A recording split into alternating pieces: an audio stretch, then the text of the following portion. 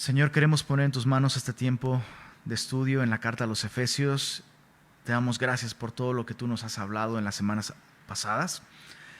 Y de antemano gracias, Señor, porque sabemos que hoy quieres hablarnos. Ponemos en tus manos nuestra vida. Háblanos, Señor, lo pedimos en el buen nombre de Cristo Jesús. Y Semilla Monterrey escribió en las redes sociales. Amén. Por ahí hay algún amén. Bueno. Pues abre tu Biblia en Efesios capítulo 4. Es la primera vez que tomo café enseñando la Biblia en una reunión general, así que pues cafecito. Salud, dicen por ahí. Se vale, ¿no? Pues ahora sí que estamos en casa. Efesios capítulo 4. La sección que vamos a estudiar el día de hoy es la sección que comprende los versos 17 al 32. Efesios 4, versos 17 al 32. Y el gran tema de esta sección es: cámbiate de ropa. Cámbiate de ropa. En las secciones anteriores, Dios nos ha hablado a través de la pluma de Pablo para caminar en unidad. Pero ahora nos está llamando a caminar guapos. Y déjame explicarme. Cuando hablo de un cambio de ropa y que Dios nos llama a caminar guapos, no estoy hablando de la ropa literal, sino que Pablo va a usar este lenguaje de despojarte de la ropa vieja, refiriéndose a la vida vieja, a la vida que vivíamos sin Cristo, y vestirnos y colocarnos esta nueva identidad, esta nueva vida que ahora tenemos en Jesús.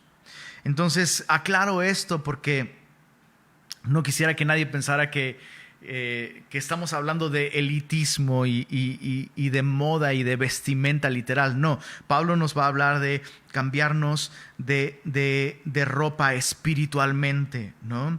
Y Pablo va a dar instrucciones muy prácticas para despojarnos de estas viejas vestimentas, la antigua manera de vivir, y vestirnos de este nuevo hombre, espiritualmente hablando. Y esta sección se divide muy naturalmente en tres secciones, ¿no? Quítate la ropa vieja, versos 17 al 19. Vístete de la ropa nueva, versos 20 al 24. Y los versos 25 al 32 es cómo se usa esta ropa nueva. Porque hay ropa que no solo te la tienes que poner de cierto modo y tiene que lucir de cierta manera, ¿no? Yo recuerdo cuando entré a la secundaria, la secundaria a la que Dios me permitió estudiar era una secundaria que tenía un uniforme en el que tenías que llevar corbata. Y me acuerdo, o sea, pues no nada más ponte la camisa, sino hay como reglas de etiqueta, ¿no? Te tienes que poner la corbata de cierta manera. Y luego también descubres que hay cierto tipo de ropas, ¿no? Ciertos sacos y hay como normas no escritas, ¿no? Que si tiene 3 botones, ¿cuándo te tienes que desabrochar? ¿Cuándo te los tienes que abrochar? ¿Cuándo te abrochas uno? O sea, es como todo un mundo, ¿no? Bueno, Pablo nos va a decir, ya tienes un nuevo guardarropa, ahora póntelo. Y me estaba acordando de algo. De cómo mi mamá tenía una filosofía. Cuando nosotros, tú lo sabes, ya te lo he contado. Mi mamá era mamá soltera, entonces mi mamá se esforzaba mucho por pues, suplir todas mis necesidades. Mi mamita siempre cuidando de mí. Y cuando a veces pasaba, no siempre, pero a veces en las Navidades o en cumpleaños, en lugar de recibir juguetes, cuando eres niño, ¿no? Quieres recibir juguetes y luego en lugar de recibir juguetes, pues recibías ropa, ¿no? Y luego lo peor era que recibías ropa y decías, bueno, pues es ropa, está padre. ¿Me la puedo poner? No, guárdala para una ocasión especial, ¿no? Y era, y esa ocasión especial no llegaba, o cuando por fin llegaba, pues ya no te quedaba la ropa, ¿no? Pero, y eso nos pasa como cristianos, ¿no? como que ya Dios nos ha regalado un nuevo guardarropa espiritual, rasgos de carácter, un nuevo estilo de vida que podemos colocarnos y desplegar y, ¿por qué no?, presumir para gloria de nuestro Padre Celestial, pero seguimos andando con nuestros viejos harapos. Ahora sí que aplicamos la filosofía de mi mamá, ¿no? Ya tengo esta ropa nueva, no, pero no me la voy a poner, no sea que la eche a perder. No, Dios te la dio para eso, para que te la pongas. Y me acuerdo, mi tía Patty, que por cierto, hoy es el cumpleaños de la tía Patty. Si está viendo la transmisión, no sé si está viendo la transmisión, pero si está viendo, feliz cumpleaños, tía Patty. Pues yo era el consentido de la tía Patty. Y la tía Patty tenía un muy buen trabajo, soltera, y entonces, pues, ¿quién crees tú que era el objeto de su generosidad? Yo merengues.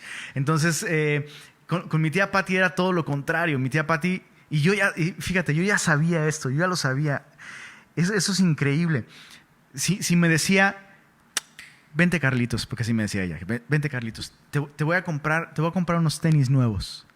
Entonces yo ya sabía dos cosas. Número uno, yo iba a regresar a casa usando los tenis nuevos, porque mi tía Patty era de, ya, llévatelos puestos. Me encantaba eso, me encantaba de la tía Patty eso. Con mi mamá era, no, guárdalos y hasta que yo te diga, ¿no? Y con la tía Patty era, llévatelos puestos, ¿no? Y siempre me preguntaban, ¿se los lleva puestos? O yo la volteaba a ver y, llévatelos puestos. Para eso te los compré, para que te los pongas. Entonces yo sabía, ¿por qué estoy diciendo todo eso? No sé. Si estuviéramos en la reunión probablemente estarían viéndome con cara de, no tengo idea, pero pues ni modo, no te veo, entonces no sé si me estás poniendo atención o no. Pero el punto es, yo ya sabía que iba a regresar con la ropa puesta, pero además sabía que no iban a ser solamente unos tenis. O sea, salíamos de los tenis y luego me decía, mira, esta playera está chida. A ver, míratela. ¿No? Ay, mira, esas calcetas están muy chidas, van muy bien, ¿no? Entonces yo ya sabía que si la tía Patty me decía, vamos por unos tenis nuevos, no solo iba a regresar usando los tenis, iba a regresar con toda una nueva vestimenta. Bueno, de alguna manera, nuestro precioso Padre Celestial, al regalarnos vida eterna en Cristo Jesús, nos ha regalado, por así decirlo, un nuevo guardarropa espiritual que Él espera, desea, nos urge, nos invita a vestirnos de una buena vez. Entonces, ese es el tema de esta sección. Efesios 4, verso 17 al 19, quítate la ropa vieja. Dice así, esto pues digo y requiero en el Señor. Interesante porque en el capítulo 4, verso 1, Pablo dijo, les ruego que caminen como es digno de la vocación con que fueron llamados. Pero ahora Pablo no está rogando, no está sugiriendo, sino esto es lo que requiero. Esto tiene que ser así. Pablo está diciéndole esto a los Efesios. Efesios, esto digo, no lo digo, lo requiero, ¿no? O sea, esto es no opcional.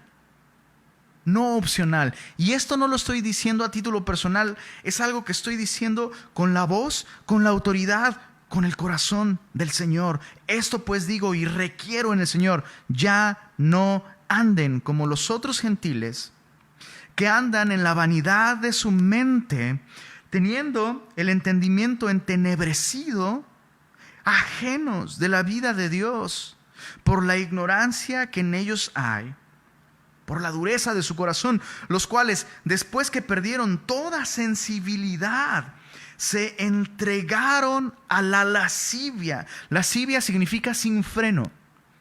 Se entregaron a la lascivia para cometer con avidez, con diligencia, con prontitud, con compromiso, toda clase de impureza, resultando en una vida completamente sucia, completamente arruinada.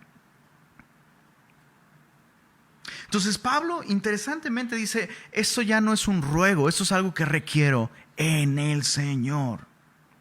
Que ya no anden como los otros gentiles. Y es muy interesante que Pablo se toma un tiempo para describir, ¿no? En primer lugar, dice, ya no quiero que anden como los otros gentiles. O sea, siguen siendo gentiles ustedes. Pero ya no anden como los otros gentiles, los que no conocen al Señor. Y Pablo describe, bueno, cómo andan los otros gentiles, cómo andan los que no conocen al Señor. Y Pablo nos habla, interesantemente, nos habla de lo que usamos en la cabeza, ¿no?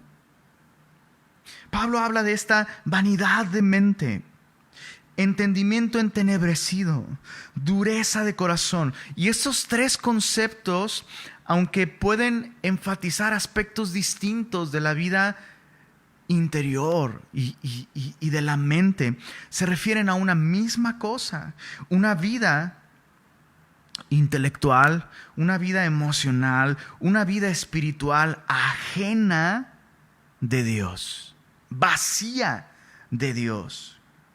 Entonces, fíjate cómo Pablo está diciendo: debemos dejar esos patrones de pensamiento que antes teníamos. Y debemos sustituirlos con patrones bíblicos de pensamiento. En otras palabras, y para decirlo claramente, Pablo está diciendo aquí que esto no es algo que va a suceder automáticamente, sino es algo que tú y yo debemos hacer. Tú y yo debemos reconocer que por años, todos esos años que vivimos sin Cristo, nuestra mente, nuestro carácter, nuestra ideología se llenó de cierta información y entrenamos nuestra mente para pensar de cierta manera. Y Pablo dice: tú tienes que dejar esos pensamientos, tú tienes que dejar esa vanidad de mente, ese entendimiento entenebrecido que resultaba de un corazón duro. Y recuerda, un corazón duro, anatómicamente hablando, es un corazón que ya está muerto, ¿no? Ajeno de la vida de Dios. Ahora naciste de nuevo. Ahora, como dice el profeta Jeremías en el capítulo 31, hemos recibido un corazón nuevo. Y Dios ha escrito su ley en nuestro corazón. Ahora nuestro corazón no está duro, no está muerto. Ahora hay vida, la vida de Dios. Y Dios escribió sus leyes en nuestro corazón. Entonces, es nuestro trabajo intencionalmente desechar ese patrón de pensamiento que teníamos y sustituirlo con esta nueva mentalidad. Pablo dice en otra de sus cartas que hemos recibido la mente de Cristo. Nos está hablando de la Escritura, la mente de Dios. ¿Qué piensa Dios? ¿Qué piensa Dios? ¿Qué piensa Dios de la soltería? ¿Qué piensa Dios de la sexualidad? ¿Qué piensa Dios de mi matrimonio? ¿Qué piensa Dios de cómo trato a mi esposa? ¿Qué piensa Dios de cómo estoy educando a mis hijos? ¿Qué piensa Dios de cómo estoy usando mis finanzas? ¿Qué piensa Dios de mis relaciones interpersonales? ¿Qué piensa Dios de mi forma de vestir? ¿Qué piensa Dios de mi entretenimiento? ¿De cómo uso el tiempo libre? ¿De lo que estoy viendo en la televisión? ¿De las series que estoy viendo? ¿Qué piensa Dios de estos libros? ¿Qué piensa Dios de mi postura política? ¿Qué piensa Dios? Dios tiene pensamientos sobre esas cosas. Antes no teníamos idea en nuestra vida. Y a lo mejor tú eres una persona brillante y eso está bien. Y Pablo no está diciendo que las personas que no conocen a Cristo están desprovistas y despojadas de entendimiento. No, pero ese no es un entendimiento que sirva en términos espirituales. No es un entendimiento que pueda llevar a una vida a la que solo la vida cristiana puede llevar. Pero tú y yo debemos, entonces, quiero insistir, no está diciendo que deseches tu conocimiento, científico, académico. No está hablando de eso, está hablando de este criterio con el que gobernamos nuestra vida. Pablo dice: debes desechar esas cosas, ya no andes en una mente vacía. Llena tu mente de la mente de Dios, de lo que Dios piensa. Y justamente es lo que dice en versos 20 al 21. Dice: mas vosotros no habéis aprendido así a Cristo. No habéis aprendido así a Cristo. Si en verdad le habéis oído y habéis sido por él enseñados conforme a la verdad que está en Jesús. Es bien iluminador lo que Pablo está diciendo en esta sección. Dice: ustedes no aprendieron así a Cristo. Entonces, a partir del verso 20 al verso 24, Pablo está diciendo: vístete de esto. O sea, tú no aprendiste. Si en verdad has sido enseñado por Cristo, si en verdad has oído la palabra de verdad, el evangelio de la salvación, y has creído en él, depositando tu confianza en Jesús, esto no te va a llevar a vivir en esa misma vida que antes tenías sin Cristo. Si en verdad has sido por él enseñado. Pablo está refiriéndose a esta experiencia personal de la salvación. Uno puede aprender mucho acerca de Cristo, pero Pablo no está hablando de esto. Pablo no está diciendo no aprendieron acerca de Jesús estas cosas, sino Pablo está diciendo ustedes no aprendieron así a Cristo, si en verdad le han escuchado. Yo antes de nacer de nuevo sabía acerca de Jesús, yo escuchaba acerca de Jesús, incluso la persona de Jesús de alguna manera era atractiva para mí, pero yo nunca le había escuchado a él. Y ese es un ejemplo que hemos puesto muchas veces. Es alarmante la cantidad de cristianos que insisten en que son cristianos porque nacieron en una familia cristiana. Y a veces le preguntas a una persona, oye, ¿y cuándo naciste de nuevo? No, yo soy cristiano desde que nací. Mis papás son cristianos. Mis abuelos eran pastores. Mis bisabuelos fueron los misioneros que plantaron la primera iglesia bautista en tal lugar, ¿no? Y es triste cuando escuchas eso, porque la Biblia no enseña que existen cristianos de segunda, de tercera generación. La Biblia nos enseña que cada uno de nosotros, de manera personal, ha oído al Maestro. Nos habla de esta experiencia personal de salvación. Tú puedes haber, incluso el día de hoy, por años has aprendido acerca de Jesús, pero solo el que ha nacido de nuevo ha sido por Él enseñado. Muchos cristianos conocen a Jesús, así como muchos adolescentes conocen a sus héroes de sus cómics favoritos. Saben toda la información. Pero la persona a la que conocen no es una persona real. Te pueden decir todo acerca de Spider-Man y los multiverse, ¿no? Y muchos cristianos conocen así a Jesús. Te dicen toda la información, pero afecta tanto sus vidas como si conocieran a Spider-Man y sus multiverse. Sus vidas no están siendo afectadas. No hay recursos. No hay evidencias realmente de una vida nueva. Entonces Pablo dice, si en verdad le habéis oído, y viene a mi mente el ejemplo de Lázaro. Lázaro, el hermano de Marta y María, ¿recuerdas? El hermano de Marta y María está en la tumba, está muerto, así como todos nosotros que espiritualmente estamos muertos en delitos y pecados. Y Jesús se para fuera del sepulcro, Jesús llama a Lázaro. Lázaro, estando muerto, recibe vida y le escucha. Lázaro, ven fuera. Pues ni modo que ven dentro, ¿verdad? Lázaro, sal fuera, pero así dice, a ver, bulea a Jesús, ¿verdad? Y Lázaro, sal fuera, y Lázaro sale, y Jesús dice, desátenle, que en su idioma original es, quítenle esas ropas viejas, quítenle esas ropas de la tumba. Entonces, otra vez, si en verdad le has oído, tu vida tiene que cambiar. Entonces Pablo dice, versos 20, se me cambió la hoja de la Biblia. Versos 22 al 24 dicen lo siguiente: en cuanto a la pasada manera de vivir, Pablo va a dar 3 instrucciones. Número 1, despojaos del viejo hombre. Ojo, no significa que si tu esposo ya rebasa los 40, tienes que cambiar por un modelo nuevo. No está hablando de eso. Está hablando de despojarte de esa vieja manera de vivir que tú tenías antes de Cristo. Dice, despojaos del viejo hombre que está viciado conforme a los deseos engañosos. Número 2, renovaos en el espíritu de vuestra mente. Número 3, vestíos del nuevo hombre, creado según Dios en la justicia y santidad de la verdad. Entonces, repite conmigo, ¿cuáles son esas instrucciones? Bueno, ya dijimos, Pablo les dice, no vivas de esta antigua manera. Bueno, ahora vive de esta manera. ¿Cómo? ¿Cómo, Pablo? Número 1, despójate del viejo hombre. Número 2, renuévate en el espíritu de tu mente. Número 3, vístete del nuevo. Y esto es progresivo, es exactamente así como tiene que suceder. No puedes vestirte del nuevo si no te has despojado del viejo.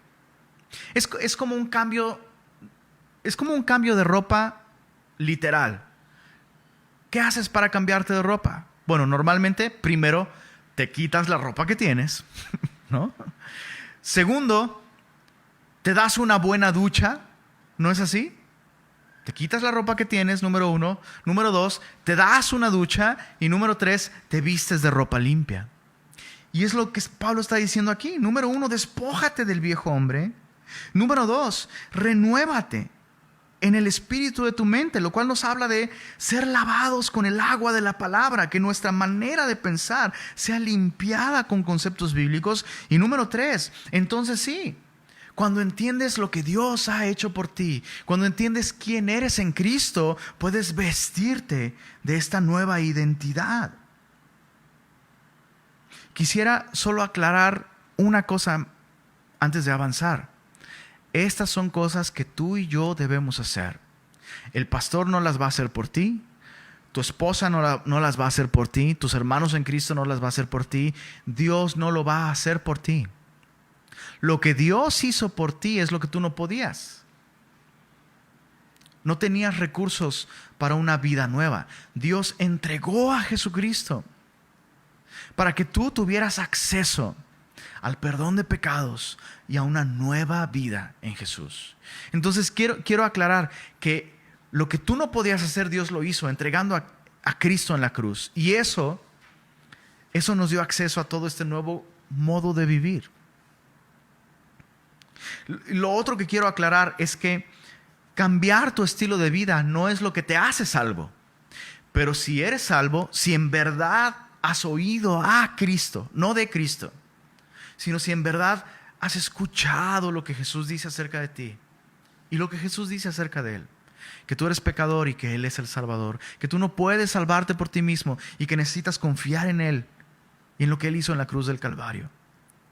Bueno, entonces, al recibir la salvación en Cristo, ahora tú y yo tenemos, cada uno de nosotros, que hacer esto. Y repito, no es algo que va a suceder automáticamente con el tiempo, es algo que tú y yo voluntaria, intencional y constantemente tenemos que hacer. Quiero aclarar algo importante. Lo que constantemente tenemos que hacer es renovarnos en el espíritu de nuestra mente. Este es un proceso que dura hasta nuestro último respiro, hasta nuestro último parpadeo de este lado del cielo. Tenemos que seguir haciendo esto. Despojados del viejo hombre nos habla de algo definitivo. Está en aoristo. Es algo que ya se hizo de una vez por todas. En otras palabras, de una vez por todas, bro, ya no andes como andabas antes. El segundo punto, renovaos en el espíritu, está en presente continuo, que es algo que tenemos que estar haciendo constantemente, todos los días. Y el número 3, vestidos del nuevo, es algo también que está en aoristo. De una vez por todas. De una vez por todas, vístete de Cristo. A veces le preguntas a una persona, oye, ¿tú eres cristiano? Y la persona, bueno, es un título que debo usar con mucho respeto y prefiero no usarlo. Bueno, ¿has confiado en Cristo? Sí. ¿Crees que solo su sangre es la que te perdona de todos sus pecados? Sí. ¿Crees que la salvación es solamente por fe en Él? Sí. Bueno, y entonces, eres cristiano. Cristiano significa que le perteneces a Cristo. Sí, pero es que todavía me falta tanto que...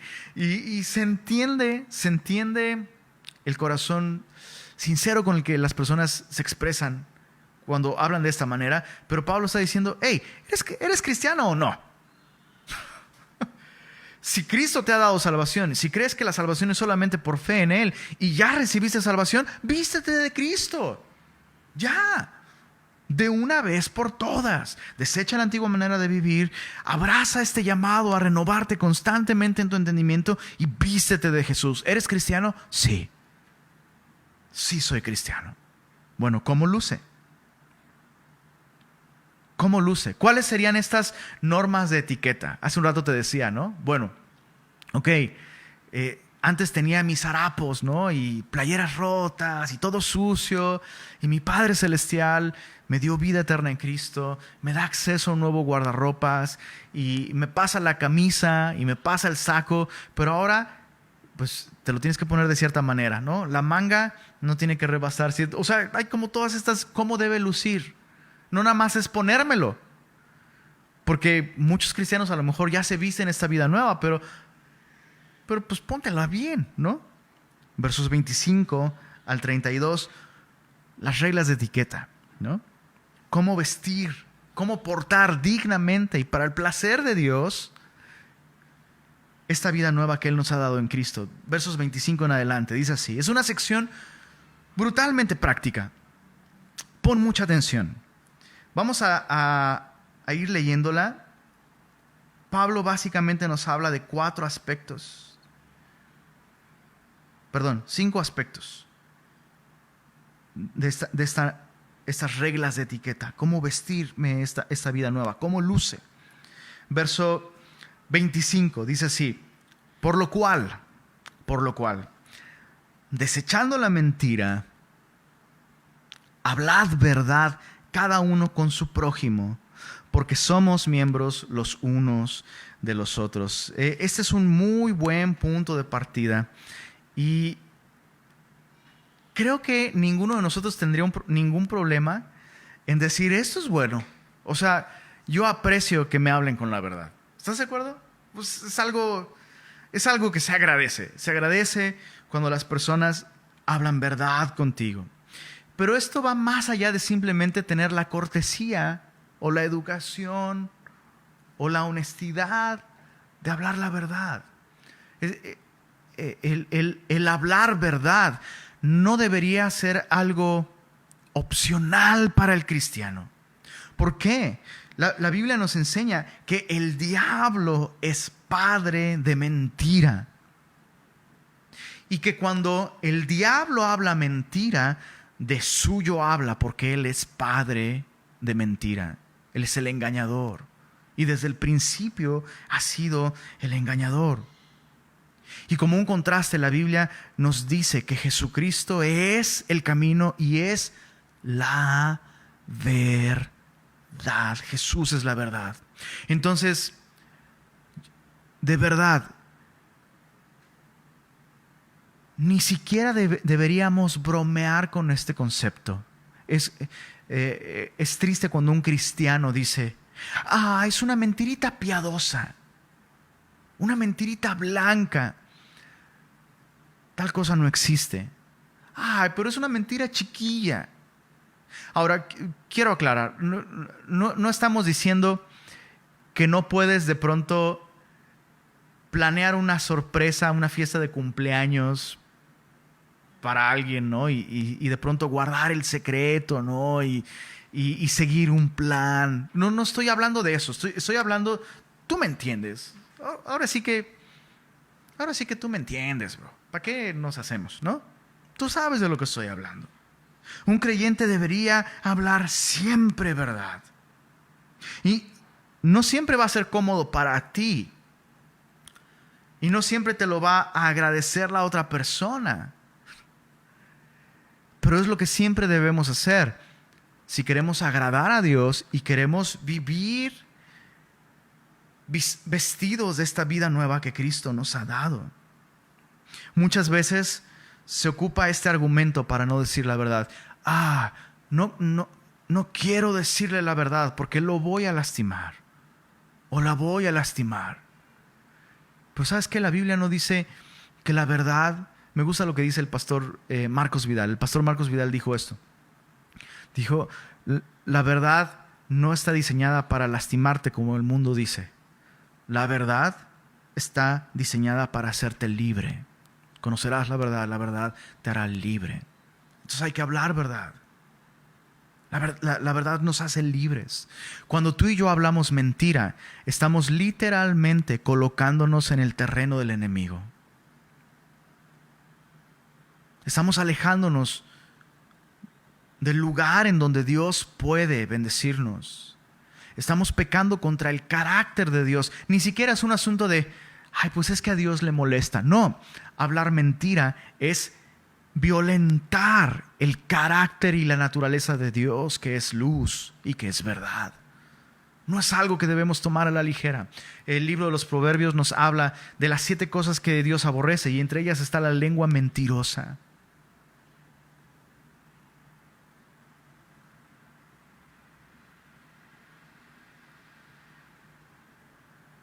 No lo tomes a la ligera. Lo segundo, en el verso 26, Pablo dice: airaos, pero no pequéis. No se ponga el sol sobre vuestro enojo, ni deis lugar al diablo. En otras palabras, enójate y dices, ya estoy cumpliendo un mandamiento bíblico, ya me enojo, un chorro, ¿no? Me llama la atención cómo qué interesante, ¿verdad? Pablo no dice, no te enojes. Ahora, Pablo tampoco está diciendo, vive un estilo de vida de enojo y de amargura, que de hecho Pablo va a hablar un poco de eso más adelante. Pero algunas veces tenemos este concepto de que enojarse es malo, ¿no? No te enojes, moléstate. Pero Pablo no está diciendo eso tampoco. Pablo está diciendo, ¿sabes qué? Sí, la ira en sí misma no es mala. La ira en sí misma no es mala. ¿Cómo manejamos la ira? O las razones por las que nuestra ira se enciende, sí pueden indicarnos que algo está mal en nuestro corazón. El mejor ejemplo de esto es Jesús. Jesús echó las mesas de los cambistas. ¿De qué te habla eso? Y alguna vez ya hemos meditado acerca de esto, ¿no? ¿Alguna vez has tenido que volcar una mesa? Yo creo que muy pocos de nosotros hemos estado en esa situación. Es más, ni siquiera yo recuerdo alguna vez haber tenido que volcar una mesa, hacer un azote de cuerdas, ¿no? O sea, y Jesús no lo trae ahí de adorno, ¿no? O sea, imagínate. Entonces Jesús hizo todo eso. Y en toda su ira Jesús no pecó.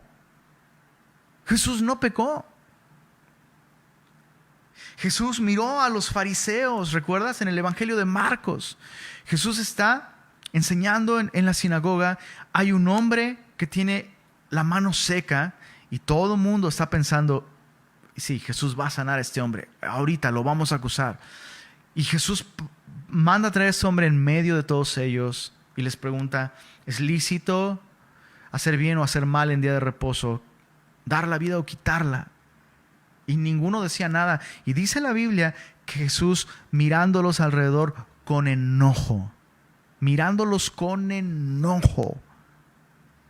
entristecido por la dureza de sus corazones, procedió a sanar a este hombre. Lo cual me habla de algo interesante, de algo importante. Esa es la manera en la que tú y yo debemos enojarnos. Hay cosas que si no provocan nuestra ira, indican un problema muy serio en nuestro corazón. O sea, hay ciertas cosas y ciertas situaciones que si no te provocan ira, estás muy mal.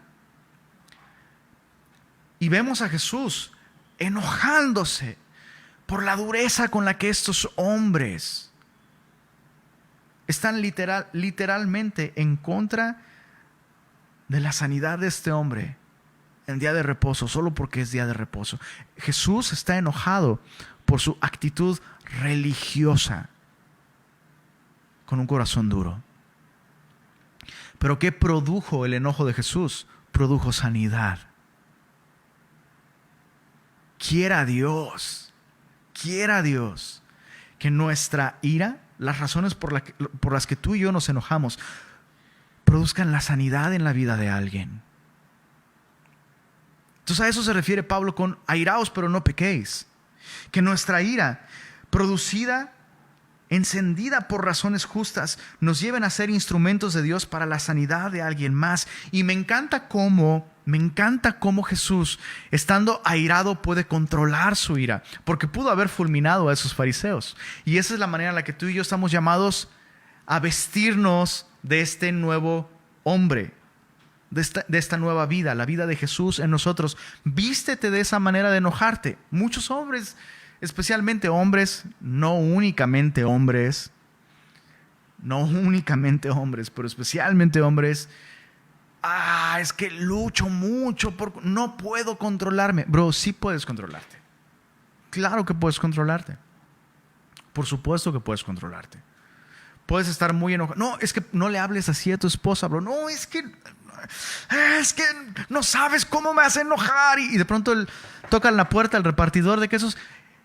Hola, buenos días, que Dios te bendiga. ¿Cómo estás? Qué gusto. Ay, sí, gracias por venir. Y sí te puedes controlar con el vendedor de quesos, bro, pero no te puedes controlar con tu esposa. Pero sí puedes controlarte. Entonces enójate, pero no peques. No le des lugar al diablo. Entonces, ¿qué es lo que tienes que hacer con tu ira? Bro, arregla las cosas. Como Jesús. Una situación encendió su ira. ¿Y qué hizo Jesús? Arregló las cosas. Sanó al hombre con la mano seca. ¿Qué es lo que tienes que hacer tú? Arregla las cosas, bro. Si eso implica doblar tu rodilla y decirle al Señor, Señor, estoy enojado por esta situación. Y soy un orgulloso. Y soy un egocéntrico. Soy un egoísta. Y si tú no me ayudas, voy a convertir esta ira en algo que puede lastimar. Dame sabiduría, Señor. Ayúdame a sanar. Busca al Señor, haz lo que tengas que hacer. Habla con esa persona, habla con ese amigo, habla con ese hermano, habla con tu esposa. Pide perdón. Pero ella es la que está mal. Le estoy ayudando al Señor. Si yo le pido perdón, ella no va a aprender nada. Bro, haz lo que tienes que hacer. Dios quiere trabajar primero en ti. Interesante que Pablo dice, no se ponga el sol sobre tu enojo. Bro, arréglalo. ¿Quieres que tu ira traiga sanidad? Arréglalo antes de que se ponga el sol. Y ojalá que no sea horario de verano, porque entonces te vas a tener que hacer todavía más temprano. Bro.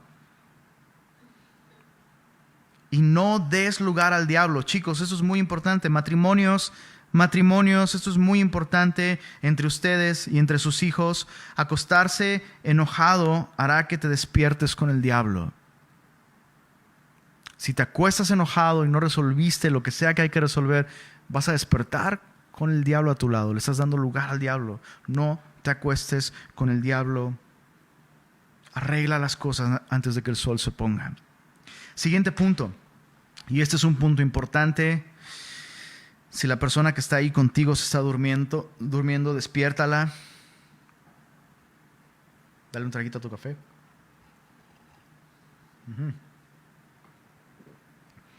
Porque es interesante, ¿no? Como justamente en estas secciones luego alguien ya justo en ese momento se durmió o tuvo que ir al baño.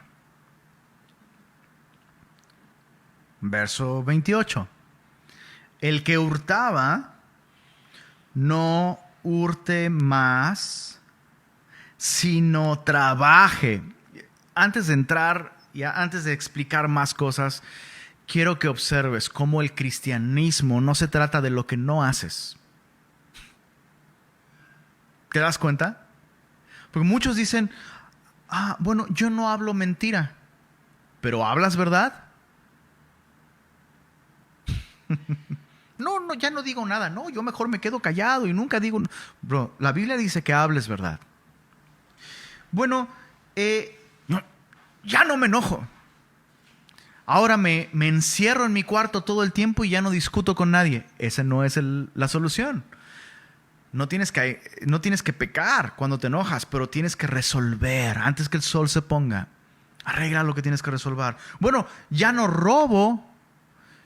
Bueno, pero ahora trabajas. Y ahora no solo eso. Fíjate, dice, verso 28, el que hurtaba no hurte más, sino trabaje haciendo con sus manos lo que es bueno, para que tenga que compartir con el que padece necesidad. Ay, Dios mío, esto es algo tan importante. ¿Te das cuenta?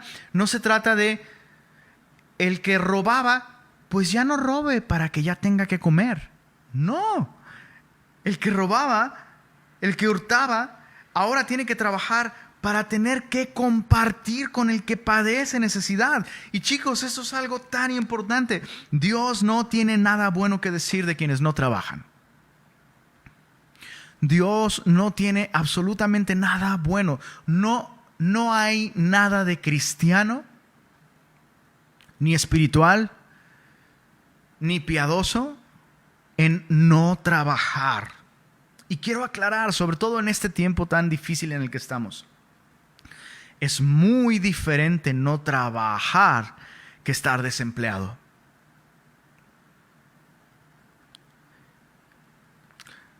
Yo una vez escuché esto de mi pastor y abracé esta filosofía. Si no tienes trabajo, tu trabajo es buscar trabajo. Y me di cuenta que esa es la manera en la que yo viví también. Recuerdo, y ya se los he contado, un tiempo muy difícil en nuestra vida, económicamente hablando. Mi esposa estaba a punto de tener un bebé y nuestro negocio había cerrado. O sea, hicimos de todo. Yo hice de todo. Mi esposa no podía salir mucho. Había ciertas indicaciones que seguir en su embarazo y mi trabajo era buscar trabajo. Y hice de todo. En ese tiempo hice literalmente de todo. Y no solo repartí currículos por todos lados. Hice muchísimas cosas. Ya les platicaré en otra ocasión. Pero hice de todo. Y nunca me quedé en mi casa. Nunca esperé o dependí de alguien más en ese sentido. Hice lo que tenía que hacer. Entonces, Dios no dice nada bueno de quienes no trabajan. Me llama mucho la atención cómo Jesús mismo. Chécate esto, Jesús mismo siendo Dios,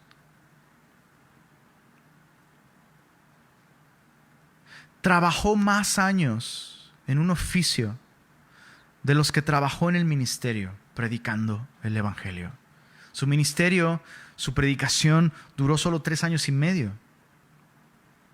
Pero su oficio, martillando, cortando, construyendo, cargando, sudando, duró muchos más años. Y antes de que Jesús predicara un solo sermón, antes de que Jesús hiciera un solo milagro, el Padre dijo: este es mi Hijo amado, en quien ya tengo complacencia. Trabajar, sudar para servir a otros y suplir necesidades de tu casa es tan sagrado y es tan espiritual y es tan agradable a Dios como predicar un sermón, como servir en la alabanza, como tener un ministerio evangelístico. Jesús llamó a todos sus discípulos mientras trabajaban. Qué interesante. Jesús llamó a todos sus discípulos mientras trabajaban. Y veo el día de hoy toda una generación. Eso es un fenómeno interesante, ¿no?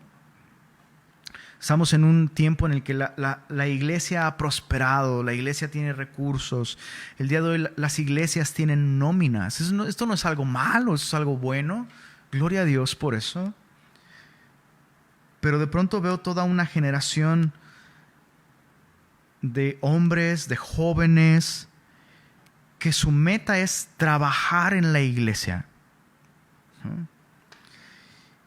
Y no buscan empleo y no producen nada. No producen, no se sustentan por medio del trabajo porque quieren estar disponibles en caso de que Dios les llame. No, ¿Y por qué no trabajas en esto? ¿Y por qué no haces esto otro? No, es que quiero estar disponible para el Señor y así. Y me llama la atención cómo Jesús llamó a sus discípulos cuando estaban trabajando. Y eso es algo que yo he contado también. El momento en el que Dios me llamó por segunda vez al ministerio, yo estaba hasta acá de trabajo. Hasta acá de trabajo. Tenía muchísimo trabajo. Y en ese tiempo nació mi hija Belén. Entonces estábamos súper ocupados. Fue el tiempo más ocupado de mi vida en ese sentido. Yo lloraba de cansancio. Literal, se lo puedes preguntar a mi esposa. Fue una época muy cansada. Y en esa época muy cansada, en esa época de mucho trabajo, Dios fue cuando más me empezó a involucrar en el ministerio. Dios no tiene nada que decir de alguien que no trabaja. Quienes no suplen para los suyos, dice Pablo a Timoteo, quienes no suplen para los suyos, principalmente, no exclusivamente, principalmente los de su casa, son peores que un incrédulo y han negado la fe. Antes de dejar este punto, dice aquí, el que hurtaba no hurte más, sino trabaje, haciendo con sus manos lo que es bueno. O sea, ese trabajo tiene que ser un trabajo honesto. Bueno, ya estoy consiguiendo dinero. ¿Pero cómo? Pues es que así, unas facturas y no sé qué. Bro, no, ten cuidado. No, tienes que hacer con tus manos lo que es bueno. Lo que es bueno. Para que tengas que compartir con el que padece necesidad.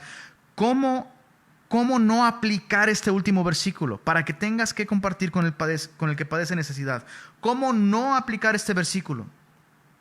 Mira, este versículo dice que la iglesia me tiene que ayudar porque yo tengo necesidad. Esa es una mala manera de aplicar este versículo. Mira, ahí la Biblia dice que tú tienes que ayudarme porque yo padezco necesidad. Así no se aplica este versículo. ¿Cómo sí aplicar este versículo? No, bro, tú tienes que trabajar para ayudar a quien sí tiene necesidad. ¿Se entiende? O sea, yo no puedo usar este versículo para venir y yo deslindarme de mi responsabilidad de trabajar, deslindarme de mi responsabilidad de ser prudente con mis finanzas y obligar a otros a suplir mis necesidades. Yo no puedo usar este versículo para eso, ¿no? Muchas veces, ¿no? Bro, ¿por qué no estás buscando trabajo? No, es que Dios no me ha dicho, Dios no me ha mostrado.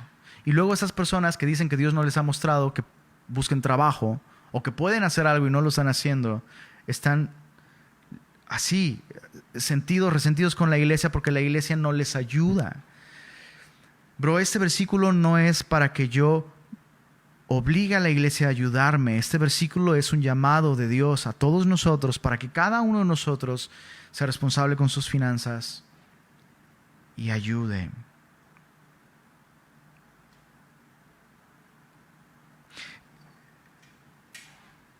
Espero que haya sido claro. Muchas personas van de iglesia en iglesia demandando que la iglesia les ayude y literalmente hay gente que vive de la generosidad de los hermanos. Eso no es lo que debe suceder y no es lo que Pablo está diciendo. Verso 29 en adelante. Y quiero aclarar, es muy distinto, es muy diferente en este momento el que tú levantes tu voz, el que tú mandes un mensaje al WhatsApp de Semilla y digas, la estoy pasando mal, necesito ayuda. Es muy diferente, es muy, muy, muy diferente. Te recuerdo que estamos listos para ayudar y apoyar con despensas. Muchos de ustedes están viviendo este versículo y están ayudando a aquellos que tienen necesidad. Si necesitas ayuda en ese sentido, la iglesia te puede apoyar. Ya lo sabes. Bueno, verso 29 en adelante. No quería extenderme mucho más. Verso 29. Ahora Pablo habla ya no de las finanzas, del trabajo, sino Pablo toca el tema de nuestro modo de hablar. Dice, verso 29, Efesios 4, 29. Ninguna palabra corrompida salga de vuestra boca, sino la que sea buena para la necesaria edificación, a fin de dar gracia a los oyentes. Y una vez más, quiero que te des cuenta de esto. La vida cristiana no se define por lo que no haces. Ay, bueno, yo ya soy cristiano porque ya no hago esto, ya no hago lo otro, ya no hago aquello. Pero ¿qué sí estás haciendo? ¿Qué evidencias hay activas, proactivas, de que la vida de Cristo está operando en ti? ¿No? Cristo no dijo, no soy tinieblas. Cristo dijo, soy la luz. Cristo no dijo, no soy mentira. Cristo dijo, soy la verdad.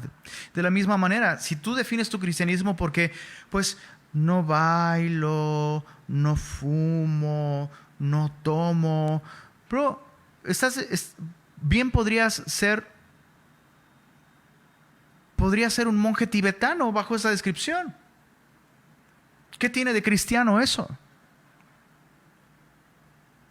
Y aquí Pablo, interesante, ¿no? Como Pablo dice, no solo no debe salir ninguna palabra corrompida de tu boca.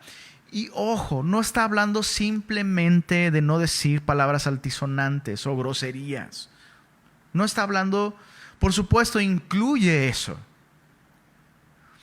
Pero ¿no te asombra cómo hay muchas personas que sin decir palabras altisonantes o vulgares pueden decir tanta basura y pueden contaminar y pueden herir y su conversación es corrupta y podrida y daña las relaciones?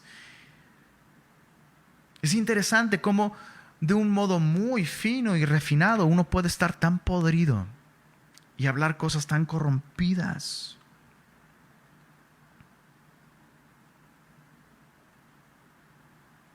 Entonces, por supuesto que si eres cristiano, esto debería reflejarse en primer lugar en cuanto a tu manera de hablar, en que no hablas con vulgaridades.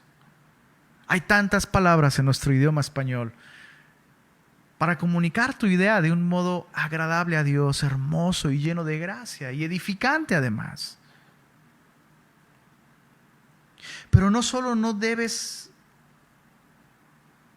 evitar estas palabras y este contenido corrupto, sino mira, tu manera de hablar debe ser esta manera que sea buena para la necesaria edificación a fin de dar gracia a los oyentes. En otras palabras, tu manera de hablar debe ser edificante para aquellos que escuchan, aquellos que conversan contigo.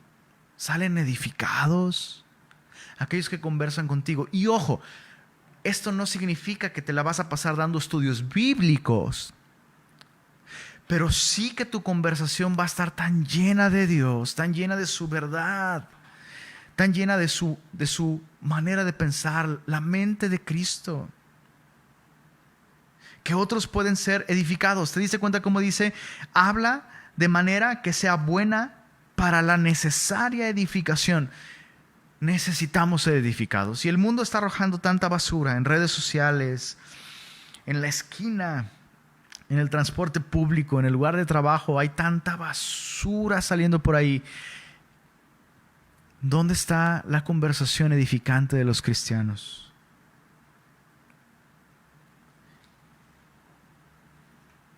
Escuchaba a un pastor que decía justo acerca de esto: la lengua viene en su propio empaque, en su propia caja. Déjala ahí adentro, no la saques tanto. Aprendemos a hablar en 2 años, pero nos lleva toda una vida aprender a callar cuando debemos callar y aprender a hablar cuando debemos hablar. Santiago capítulo 3, para dejar este punto de la lengua. Santiago capítulo 3, verso 5. Dice así, Santiago 3, verso 5 en adelante: así también la lengua es un miembro pequeño, pero se jacta de grandes cosas. Es decir, no subestimes la lengua, no la subestimes. He aquí cuán grande bosque enciende un pequeño fuego, y la lengua es un fuego, un mundo de maldad. La lengua está puesta entre nuestros miembros y contamina todo el cuerpo. Creo que no solo está hablando del cuerpo de la persona. Tantas iglesias locales que son el cuerpo de Cristo son contaminadas por lo que una persona dice. Yo sé de esto, créeme.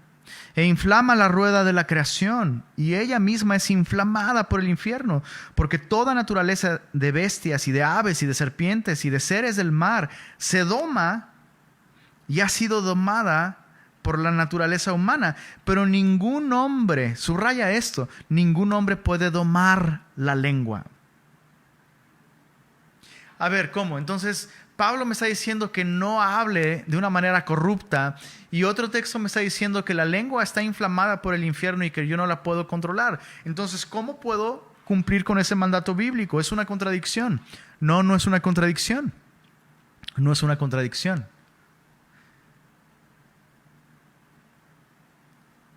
La manera en la que usamos nuestra lengua refleja qué tanto control de nuestra vida le hemos dado al Espíritu Santo. Ningún hombre puede domar la lengua. Así que cuando un hombre está descontrolado con su lengua, solo está evidenciando que esa persona no está dándole el control al Espíritu Santo. Qué interesante, ¿no? Entonces, no importa si hablas en lenguas, no importa cuántos versículos puedes citar, si con tu lengua estás haciendo daño y no estás edificando, eso no es espiritual. Regresando a Efesios capítulo 4, versos 30 al 32, Pablo habla de una última cosa: quita de ti la amargura, quita de ti la amargura. Y con eso termina esta sección. Dice: y no contristéis al Espíritu Santo de Dios. Justamente lo que estábamos hablando hace un momento, ¿no? No contristéis al Espíritu Santo de Dios, con el cual fuisteis sellados para el día de la redención. Este es un versículo extraordinario. Es un versículo extraordinario. No contristéis al Espíritu Santo de Dios. La palabra contristar nos está hablando de la tristeza que hay en el corazón de una persona cuando está enterrando a un ser querido. La persona que está de luto nos habla del dolor más profundo que puede experimentar el ser humano en su corazón. Y es impresionante que Pablo diga que el Espíritu Santo de Dios, el Espíritu que hizo posible la encarnación del Verbo eterno, el Espíritu que hizo posible que el Verbo eterno de Dios fuese encarnado en el vientre de una joven judía. El Espíritu Santo que, venciendo a la muerte, levantó el cuerpo muerto de Cristo con una vida nueva y glorificada y eterna. Ese Espíritu Santo, todopoderoso, omnipresente, omnisciente, puede ser profundamente afligido, estar de luto por nuestro pecado, por no vivir vistiéndonos de Cristo. No dice no provoques a ir al Espíritu de Dios, dice no contristes, no lastimes. Necesitamos comprender eso sobre el pecado. El pecado lastima el corazón de Dios. El pecado no es simplemente romper algunas reglas, insisto. Pecar es ir en contra de la naturaleza de Dios, del corazón de Dios para con nosotros. No contristes al Espíritu Santo de Dios, con el cual fuisteis sellados para el día de la redención. David ora en el Salmo 51, Señor, no quites de mí tu Santo Espíritu. Pero esta es una oración que tú y yo no necesitamos hacer, porque el Espíritu Santo está con nosotros. Y cuando un creyente vive una vida constante, entregada al pecado, el Espíritu Santo nos aparta y tiene que vivir con esa condición del corazón de esa persona, de ese cristiano. Su corazón es lastimado con el dolor más profundo. Ahora, específicamente Pablo está hablando aquí de amargura. Y eso es interesante. Vamos a terminar. Verso 31. Quítense de vosotros toda amargura, enojo, ira, gritería, maledicencia y toda malicia. Una vez más, por favor, date cuenta que aquí Pablo está diciendo esto es algo que tú tienes que quitar de ti. Si ya eres cristiano, si has nacido de nuevo, si has oído a Cristo, si has sido por Él enseñado, quita estas cosas de ti. No es un asunto de, es que me cuesta trabajo, es que mi carácter, es que no puedo, es que yo así soy. No, quita estas cosas de ti. Antes bien sean benignos unos con otros, misericordiosos, perdonándoos unos a otros, como Dios también os perdonó a vosotros en Cristo. Quítense de vosotros toda amargura. Y todas las manifestaciones de la amargura son estas: enojo, ira, gritería, maledicencia, malicia, lo cual nos lleva a una falta de perdón. Por eso es que Pablo contrasta: antes bien sean benignos, misericordiosos, perdonando vuestros pecados. ¿Eso quiere decir que voy a necesitar perdonar en la iglesia? Yo pensé que en la iglesia nadie me iba a lastimar, ni a fallar, ni a murmurar de mí, ni a calumniar. ¿Cómo puede ser? No, eso es algo que sucede dentro del cuerpo de Cristo.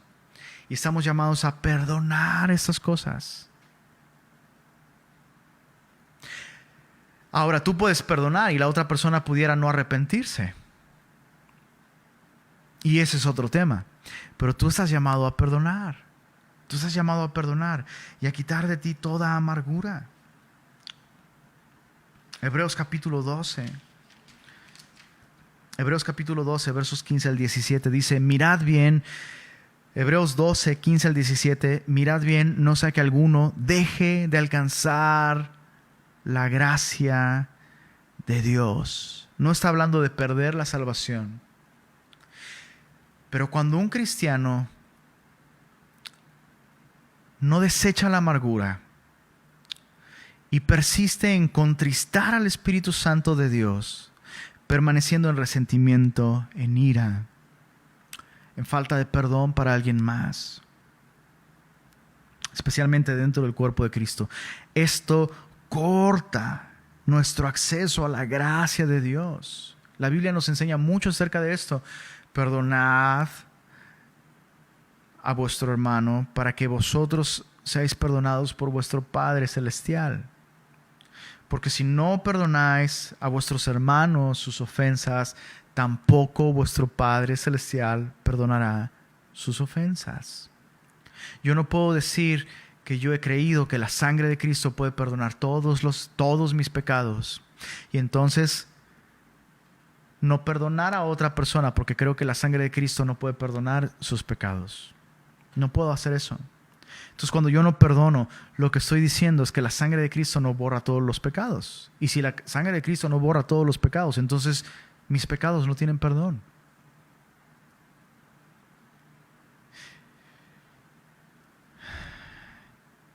Y me mantengo en esa condición separada de Dios. Acuérdate que el pecado nos separa de Dios.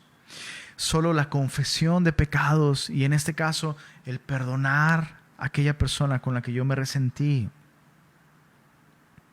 es lo que me va a llevar a experimentar otra vez la gracia de Dios. Hebreos 12, verso 15. Mirad bien, no sea que alguno deje de alcanzar la gracia de Dios. La gracia de Dios está allí, disponible. Dios no se la ha negado. Pero brotando alguna raíz de amargura, dice el texto, os estorbe y por ella muchos sean contaminados. No sea que haya algún fornicario o profano como Esaú, que por una sola comida vendió su primogenitura, porque ya sabéis que aún después, deseando heredar la bendición, fue desechado y no hubo oportunidad para el arrepentimiento, aunque la procuró con lágrimas. No contristes al Espíritu Santo de Dios. Esto puede estorbarte, la amargura, la falta de perdón. Puede estorbarte y cortar esta relación. La relación está disponible por parte de Dios, pero la amargura endurece, cierra tu corazón. Si tú dejas de administrar el perdón y la gracia de Dios a otros, estás cortándote a ti mismo el suministro de esa gracia para ti. Entonces así es como luce una vida nueva en Cristo. Y esas son cosas que tú y yo debemos hacer. Tú y yo debemos despojarnos de la vieja manera de vivir, renovar nuestro patrón de pensamiento. Por eso estudiamos la Biblia, por eso memorizamos la Biblia, por eso perseveramos en la Biblia, por eso insistimos y vamos en ella pasta a pasta, hacemos devocionales, conversamos, tenemos discipulados donde estudiamos la palabra de Dios. Por eso, porque necesitamos constantemente renovar nuestro entendimiento para poder vivir de esta manera. Dios no te va a vestir de estas cosas. Dios te ha dado el guardarropa. Costó la sangre de Cristo, es la vida de Cristo, el carácter de Cristo. Ahora tú y yo podemos vestirnos de ella y es tu responsabilidad, es mi responsabilidad, es nuestro papel. Despojarnos de esa antigua manera de vivir y vestirnos de Cristo. Padre, gracias por este tiempo en tu palabra. Gracias por mostrarnos con tanta claridad lo que tú quieres para nosotros, Señor. Tú quieres que nos vistamos de Jesús. Y tú nos llamas a vestirnos de estas cosas como creyentes. Te pido especialmente por nosotros, Señor, como iglesia, que Semilla de Mostaza Monterrey pueda estar bien vestidita espiritualmente para agradarte a ti, Señor. Y que esta ciudad, que nuestros vecinos, nuestros compañeros de trabajo, nuestros familiares puedan ver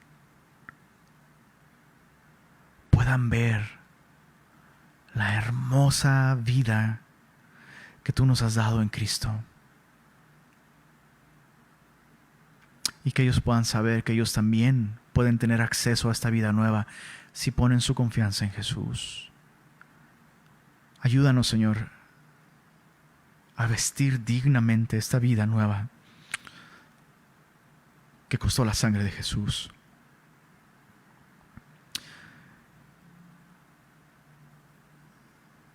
Y Señor, si te hemos contristado,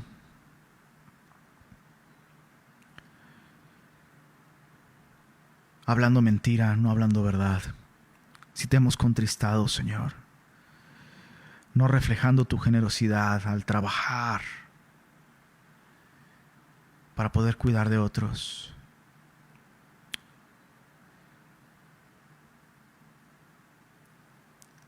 si con nuestras palabras hemos herido, hemos dividido, hemos chismeado, aun cuando hemos dicho verdad, Señor, pero hemos hablado con un corazón corrompido, que hiere, que lastima, que divide. Perdónanos, Señor.